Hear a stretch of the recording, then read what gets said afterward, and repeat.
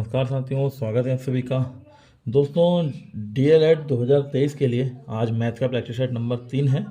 तो ज़्यादा देर ना करते हुए सीधे क्वेश्चन पे आते हैं। पहला क्वेश्चन है, वह संख्या ज्ञात कीजिए जिसका 1/7 भाग उसके 1/11 भाग से 100 अधिक है। तो संख्या ज्ञात करनी है तो इसका मतलब सारी यहाँ संख्याएँ दिए रखी होंगी। इसने बोला 1/7 भाग और 1/11 भाग, बट्टे में 7 है और बट्टे में 11 है। तो सबसे पहले हम एक काम करेंगे, जिस संख्या में 7 और 11 से भाग जाता है उसको छांट लेंगे।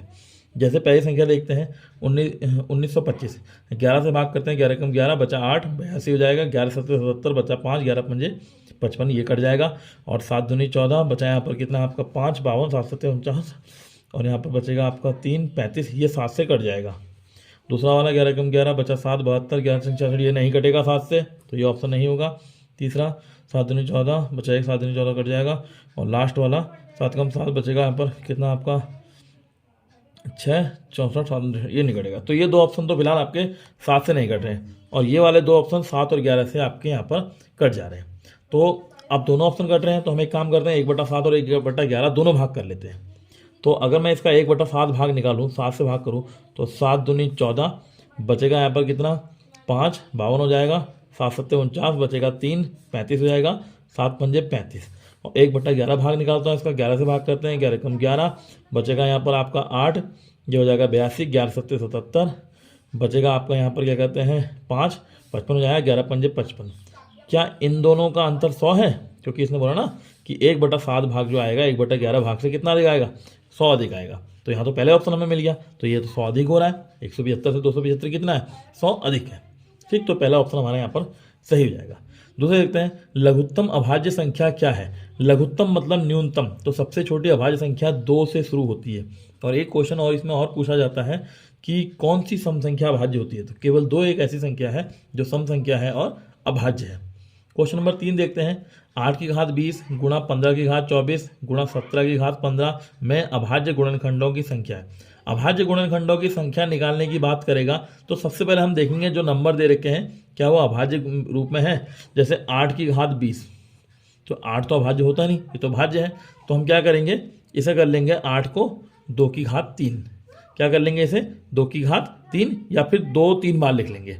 तो फिलहाल मैं 2 की घात 3 कर रहा हूँ, तो 2 की घात 3 और ऊपर क्या कहते हैं 20 है, और घात घात में गुणा हो जाती है, तो 20 या 60, यह अभाज्य हो गया क्योंकि 2 भाज्य है। 15 को हम तोड़ सकते हैं, 3 पंजे 15, तो 3 की घात 24 अलग लिख लेता हूँ मैं, और 3 पंजे 15 यानी कि 5 की घात 24 अलग लिख लेता हूँ, और लास्ट में 17 की घात 15 है। अब ये सब अभाज्य गुणनखंड है। अब गुणनखंड की संख्या निकालनी है। अगर हम इसको देखते हैं तो इसका मतलब 2 कितनी बार लिखा गया है, 60 बार। इसको देखते हैं तो 3 कितनी बार लिखा गया होगा, 24 बार। 5 कितनी बार, 24 बार। और 17 कितने बार, 15 बार। तो गुणनखंडों की संख्या में हम इन सब घातों को यहाँ पर जोड़ देंगे और आपका उत्तर आ जाएगा। जैसे 60 और 15 75 ये हो गया, और 24 24 48 ये हो गया। इन दोनों को जोड़ो, 8 5 13 का 3, हाथ से लगा 1, 7 4 11 और 1 12, 123, यानी ऑप्शन नंबर सी यहाँ पर आपका सही हो जाता है। अगला क्वेश्चन है, 2 की घात 50 और 3 की घात 40, 4 की घात 30 और 5 की घात 20, इनमें बड़ा कौन है। अब इस तरह का क्वेश्चन जब भी आएगा आपका, तो आपको क्या करना है कि घात या फिर आधार 2 में से एक चीज बराबर होगा। बेस इसका 2 है, इसका 3 है, इसका 4 है, इसका 5 है, तो ये तो है नहीं। तो हम क्या करेंगे, इसकी घात बराबर करते हैं।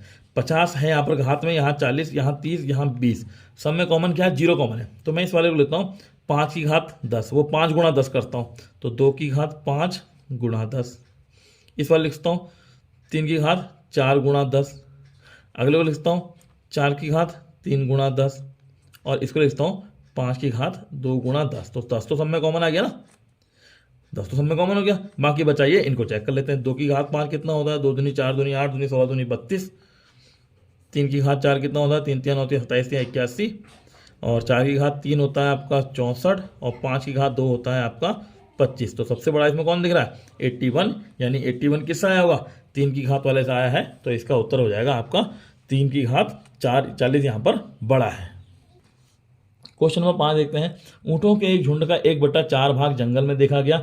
झुंड के वर्गमूल का 2 गुना पहाड़ों पर चला गया। शेष 15 ऊँट नदी के किनारे देखे गए, तो कुल ऊँटों की संख्या कितनी थी।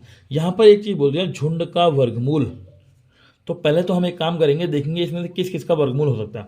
60 का पूरा पूरा वर्गमूल नहीं हो सकता, 20 का पूरा वर्गमूल नहीं होता, 72 का नहीं होता, केवल 36 का ही वर्गमूल हो सकता है। तो यहाँ पर इसका उत्तर 36 हो जाएगा। तो यहाँ पर आपको ज़्यादा कुछ इसमें एफर्ट नहीं करना पड़ेगा। क्वेश्चन नंबर 6, ये देखा है अंडर रूट के अंदर 0.0625। तो इसमें क्या होगा, इसका अंडर रूट निकालना है। तो हमें पता है 625 का अंडर रूट कितना होता है, 25 तो होता है। अब दशमलव के बाद टोटल कितने अंक हैं ये ध्यान देना है। 1 2 3 4 अंक हैं और वर्गमूल करते समय केवल आधे ही अंक रह जाने चाहिए, यानी दशमलव के बाद कितने अंक रह जाने चाहिए, 2। तो हम देखते हैं ऐसा ऑप्शन जिसमें दशमलव के बाद 2 ही अंक हो। तो यहाँ दशमलव के बाद 4 अंक हैं, दूसरे वाले में दशमलव के बाद 2 अंक हैं, यानी ये वाला ऑप्शन हमारा सही हो जाएगा। क्वेश्चन नंबर 7, ये भी सी टाइप का है। दे रखा है अंडर रूट 841 का मान दे रखा है 29। तो पूछा है अंडर रूट 0.0000 5 बार 0 है 841। तो भी 841 का मान 29 है, तो 29 तो सभी ऑप्शन में होगा और दे भी रखा और होना भी चाहिए। अब बाकी दशमलव के बाद अंकों की संख्या देख लेते हैं, 5 0 ये और 3 संख्या है, टोटल 8। तो अंडर रूट करने के बाद केवल 4 ही अंक बचने चाहिए। तो 4 अंक किस में है, केवल इस वाले ऑप्शन में 4 अंक बचे हैं। तो यानी ये वाला ऑप्शन इसका सही हो जाएगा। अगला है अंडर रूट 15 का मान दे रखा है 3.88। तो 5/3 का मान क्या होगा। इस तरह की कंडीशन में ध्यान रखना, हम यहाँ पर हर से ऊपर नीचे गुणा करते हैं, जिसे कहते हैं परिमेयकरण। तो 5 तिया 15 हो जाएगा अंडर रूट का और 3 तिया 9 हो जाएगा बट्टे में।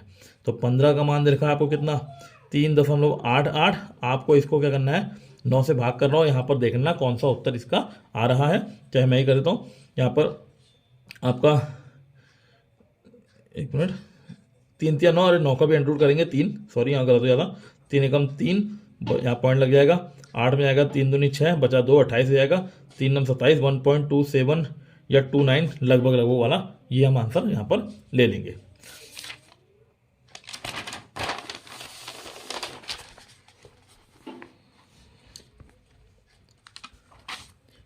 अगला क्वेश्चन देखते हैं, क्वेश्चन नंबर 9। अंडर रूट के अंदर क्वेश्चन मार्क है और बट्टे में 19 है और बराबर में 4 है। तो सबसे पहले क्या करते हैं, इसकी गुणा 30 हो जाएगी, 19 की गुणा 4 में हो जाएगी 76। तो जाएगा क्वेश्चन मार्क बराबर 76। जब ये अंडर रूट हटाएंगे तो इसका कर देंगे स्क्वायर और 76 का स्क्वायर। इन ऑप्शन को अगर आप देखते हैं तो बड़ा ऑप्शन यही है, क्योंकि 76 एक अच्छी खासी बड़ी संख्या है, तो इसका स्क्वायर भी बड़ा ही आएगा। तो कभी कभी बिना स्क्वायर करके भी अनुमानन हो जाता है आंसर। इसको अगर देखें अगले सवाल को, अंडर रूट के अंदर 1 + x/144 बराबर 13/12। इसका मतलब क्या होता है, जब इस तरह के सवाल आते हैं और आते भी हैं और आया भी है इस तरह का सवाल डीएलएड में पहले, तो ध्यान देंगे हमें पता है कि इसका मतलब क्या है, अंश में 13 बचना चाहिए और हर में 12। इस सबको सॉल्व करने का 13/12 बचना चाहिए। तो अगर मैं इसका एलसीएम लूंगा तो पूरे का 144 हो जाएगा। तो 144 का 12 तो बन जाएगा। ऊपर क्या बनना चाहिए भाई, 13 किसका अंडर रूट होता है, 13 होता है 169 का अंडर रूट, 169 का। तो 169 कैसे बचेगा, एक तो जब यहाँ एलसीएम लेंगे तो 144 यहाँ हो जाएगा प्लस x। तो 144 में कितना जोड़ा जाए कि 169 हो जाए, तो आप कहेंगे 25 जोड़ा जाए, या फिर 169 में से 144 घटा देंगे तो 25 आ जाएगा।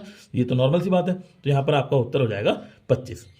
और यहाँ पर कुछ बच्चे जरा आगे क्या कर लेते हैं गलती से कि यहाँ जो x का मान 25 है उसको फिर अंडर रूट कर देते हैं, वो गलत है। तो x क्योंकि अंडर रूट के अंदर ही हम सब कुछ ले रहे हैं, तो ये जो मान यहाँ पर आएगा वो पूछा है, इसको सॉल्व करके क्या आएगा वो नहीं पूछा, जो यहाँ पर मान आएगा वो पूछा है, यहाँ पर उसका अंडर रूट नहीं पूछा बार बार।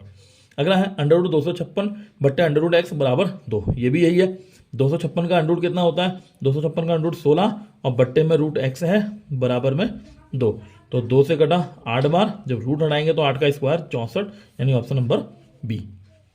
अगला क्वेश्चन 12वां देखते हैं, x की घात -1 इंटू वाई, और दूसरे अंडर रूट में है y की घात -1 इंटू जेड, और तीसरे वाले अंडर रूट में है z की घात -1 इंटू एक्स। इन सबके बीच में यहाँ गुणा का निशान है, तो सबके सब अंडर रूट में है, यानी सबकी गुणा हो रही है।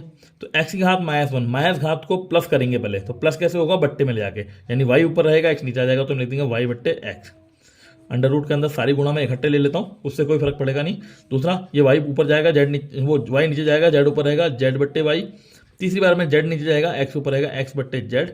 z से z खत्म, y से y खत्म, x से x खत्म, एक बार, और एक का अंडर रूट एक ही होता है।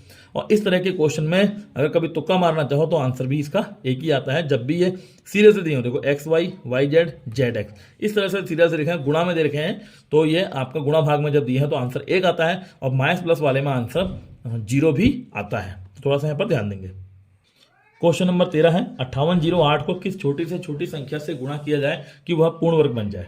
ये तीनों क्वेश्चन एक ही जैसे हैं, 13, 14, 15। तो एक ध्यान देंगे, फिर उसके बाद आपको आ जाएगा आपको इसमें कौन सा मेथड अपनाना, जो हम फैक्टर वाला मेथड करते थे। हमने 5808 यहाँ लिख दिया, अब इसको डिवाइड करते जाओ, 2 से करेंगे तो 2 दूनी 4 बचा 1, 2 नंबर 18, 0, 2 चक्को 8। 2 से फिर करेंगे 2 एकम 2, 2 चक्को 8, 2 पंजे 10, 2 दूनी 4। 2 से फिर करेंगे आपके यहाँ पर 2 सत्ते 14, 2 दूनी 4, 2 छक्का 12। 2 से फिर हो जाएगा 2 तियाँ 6, बचा 1 12, 2 छंग 12, 2 तियाँ 6। अब ये आपको आना चाहिए। कुछ बच्चे ये ना कहें सर ये कैसे हो रहा है। अगर ये आपको नहीं आ रहा तो आपकी स्थिति बहुत ही दयनीय है। तो ये नॉर्मल सी बात है, आपको आना चाहिए। फिर ये 3 से भाग हो जाएगा, 3 एकम 3, 3 दूनी 6, 3 एकम 3। फिर यहाँ से 11 से 11 11 121, फिर 11 से करेंगे लास्ट में 1। अब हमें पूर्ण वर्ग चाहिए। हमें पता है वर्ग में जोड़े आते हैं। देखो यहाँ 2 का जोड़ा बनना है, दूसरे वाले 2 का जोड़ा बनना है, 11 का जोड़ा बनना है। केवल किसका जोड़ा नहीं बनना है? 3 का। तो अगर इसमें गुणा पूछा जाए तो भी 3 आएगा क्योंकि 3 का जोड़ा बनाना है, और अगर भाग पूछा जाए तो भी 3 आएगा क्योंकि 3 को हटा दो। भाई गुणा और भाग के जरिए हटाते हैं, तो इसका उत्तर क्या आएगा? 3। जिसका जोड़ा पूरा नहीं बनेगा वो लिया जाएगा। मान लीजिए 3 के अलावा अगर एक संख्या 5 का भी जोड़ा नहीं बनता तो 3 और 5 2 रहते हैं, तो हम 3 पंजे 15 इसका आंसर देते हैं। यदि ऐसा होता तो, फिलहाल नहीं है तो 5 हटाइए, उत्तर हमारा 3। अगला क्वेश्चन भी सेम ऐसी है। वह न्यूनतम संख्या कौन सी होगी जिसमें 980 को गुणा करने पर पूर्ण वर्ग बन जाए? तो हम 980 के फैक्टर करना शुरू कर देते हैं। तो अगर इसके फैक्टर देखते हैं, 2 से काटेंगे, 2 चक्को 8, 2 नंबर 18, 0, 2 से 2 दूनी 4 और 2 चक्को 8, 2 पंजे 10। यहाँ पर 3 से देखते हैं, 3 से तो मुझे लगेगा कुछ गड़बड़ हो गया। नहीं, चलो देखते हैं, 3 से नहीं होगा, ये 5 से हो जाएगा। 5 चक्को 20, बचा यहाँ पर 4 और ये 45 हो जाएगा, 5 में 45 और 7 सत्ते 49, 7 यहाँ ले लेंगे 1। तो देखो यहाँ 7 का जोड़ा बना, 2 का जोड़ा बना, 5 का जोड़ा नहीं बना, यानी उत्तर हमारा क्या हो जाएगा? 5। और अगला क्वेश्चन ऐसा है सेम, 3600 को किस न्यूनतम संख्या से भाग करो। देखो यहाँ पर इसने भाग की बात बोली है, तो हमें फिर वही करना पड़ेगा। और पूर्ण घन बोना, देखो वर्ग में 2 का जोड़ा बनता है, घन में 3 का जोड़ा बनता है। तो हम इसको डिवाइड करते हैं, 3600 को यहाँ पर से फैक्टर करते हैं। देखें 2 से कटेगा 1800, 2 से फिर 900, 2 से फिर 450, 3 से भाग करते हैं 150, 3 से फिर 50, 5 से 5 दाई 50 और 5 से 5 दूनी 10। ये हो गया ठीक। 1 2 3, एक जोड़ा 2 का बन गया, 3 का जोड़ा पूरा नहीं बना, 5 का जोड़ा पूरा नहीं बना, लास्ट वाले 2 का जोड़ा भी नहीं बना। यानी 450 से नीचे के कोई भी नंबर जो आए हैं उनका जोड़ा नहीं बना है। चाहे आप इनको वापस गुणा कर लो, 3 3 9 और 5 पंजे 25 गुणा 2 50, 50 हम 450। तो यानी कि जिस 450 से नीचे के कोई संख्याओं के जोड़े नहीं बने, तो इसका मतलब 450 को ही पूरा हटा दो, इससे भाग कर दो, तो ये घन संख्या बन जाएगी। तो फिलहाल मैंने इसमें इतने ही क्वेश्चन लिए क्योंकि मैं इसको चेक कर रहा था कि इसकी वीडियो क्लियर बन पा रही नहीं बन पा रही, क्योंकि मोबाइल से जो मैं कर रहा था पेन से, तो उसमें क्लियर नहीं आ पा रहा था, तो मुझे इस तरह से करना पड़ा। तो एक बार मैं चेक कर रहा था कि हाँ वाकई में इसकी वीडियो सही बन रही नहीं बनी। अगर बनती है तो इसकी वीडियो आगे को ये थोड़ा ज़्यादा तक उसमें मैं क्वेश्चन रखने की कोशिश करूँगा। तो ठीक है, आज की वीडियो में इतना ही है, फिर मिलते हैं, नमस्कार।